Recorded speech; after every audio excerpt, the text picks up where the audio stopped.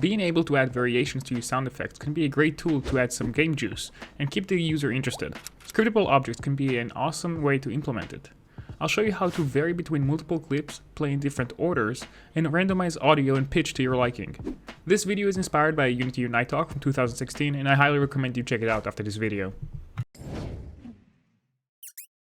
In this video, I'll be using Odin. Odin is a great tool that helps making customizing your editor a breeze and is packed with awesome features. I highly recommend this plugin if you don't have it already. I'll leave a link down in the description. I'll go ahead and organize the project a bit before we get started. I moved all of the scripts to a scripts folder and made a new folder called Scriptable Objects. Instead of extending monobehaviour, we're going to extend a Scriptable Object. Let's start by defining our configuration variables, such as clips array, volume and pitch ranges. Let's add a play function now that we'll take an audio source and give it a null default value. We'll return early and log a warning if we're missing audio clips using our logger. Check out the previous tutorial to learn more about the logger. Next, we'll check if our audio source is null. If it is, we'll make a new game object with an audio source component. Now we'll apply our configuration values to the audio source object. For the clip, we'll temporarily use our first audio clip, and we'll get a random value between our ranges for both volume and pitch. We'll then play our sound and schedule a destroy to when the sound ends. We can calculate when to destroy the object by taking the clip's length and dividing it by the audio source's pitch. We'll also return the audio source in case we have any more modifications we want to apply to it from an external method. Sweet, we have our basics down. Now let's add the ability to create the scriptable object from the right-click context menu. Simply add a decorator called Create Asset menu above the class declaration and fill in the required parameters.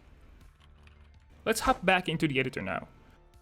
I'll make a new folder for audio-related files, and within it, I'll make a folder for our sounds, and lastly, a folder for our new sound effect, Coin Collect. I'll drop in all of the Coin Collect sound variations, and now it is time to make a new sound effect SO instance. Simply right-click, go to Create, in my case it's under Audio, and then New Sound Effect.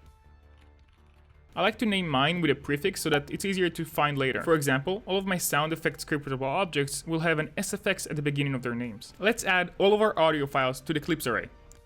I'd like to be able to preview the sounds in the editor, so let's go ahead and add that feature. I'll make a new region for organization purposes. This will hold all of our preview code.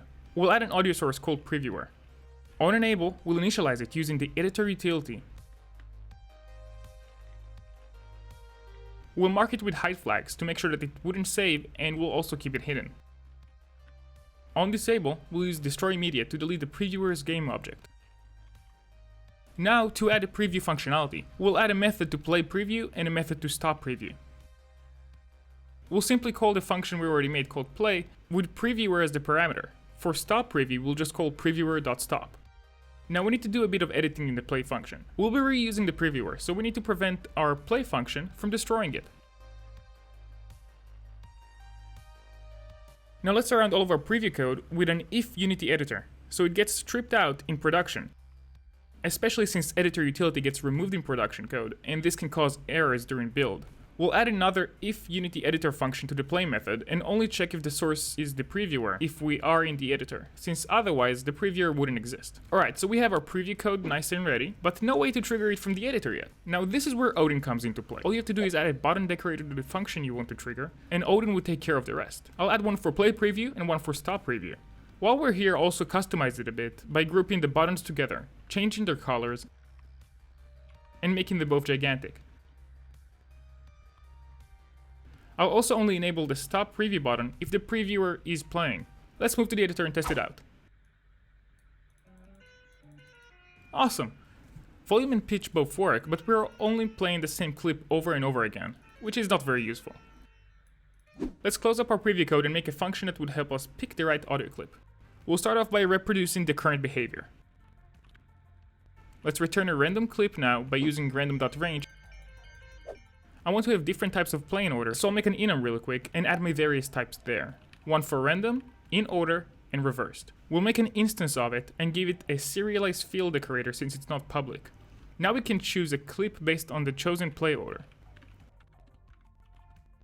Here I'm adding a play index. It will help us keep track of what our previous clip was. Now let's fill out the logic for each play order. We'll actually initialize the clip before we calculate the next play index, so we don't skip the 0 index on initial play. We first grab a clip, then we generate the ID for the next clip, and finally return the clip we grabbed. We'll also add a quick test in case our index is greater than our clip's array length, and return the first clip if it is. This will prevent the null pointer exception later. Okay, so now if we go back to the editor, we can try every single play order and verify that they all work properly. So we customized our editor using the buttons, but the rest of the controls aren't looking too great. So let's make them look better using Odin. I'll make the play index display as a string, group all of the configuration variables in a box group,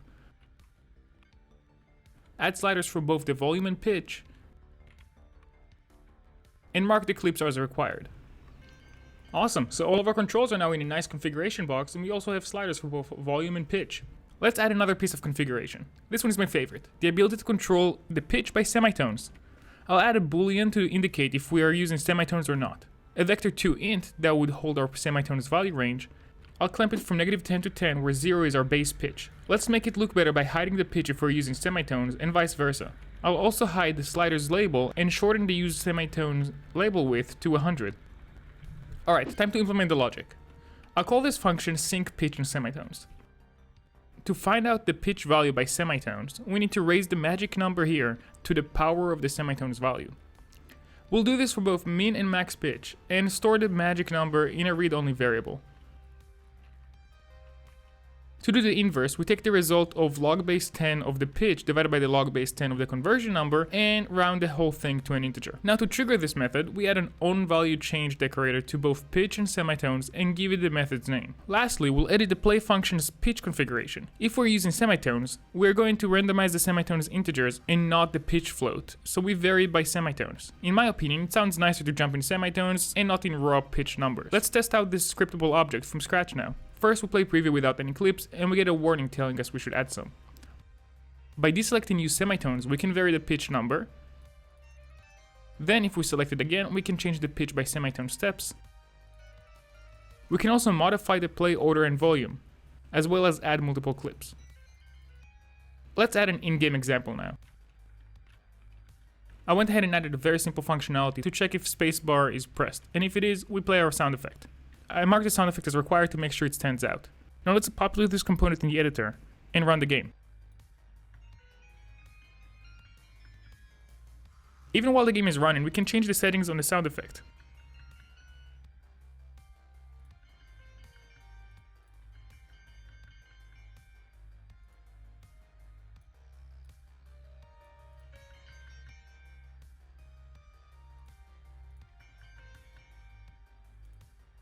As you can see, once we stop the game, the results will be saved, unlike with monobehaviours. Thanks for watching. If you found this tutorial helpful, please like and subscribe for more, and check out our other videos and tutorials on the channel.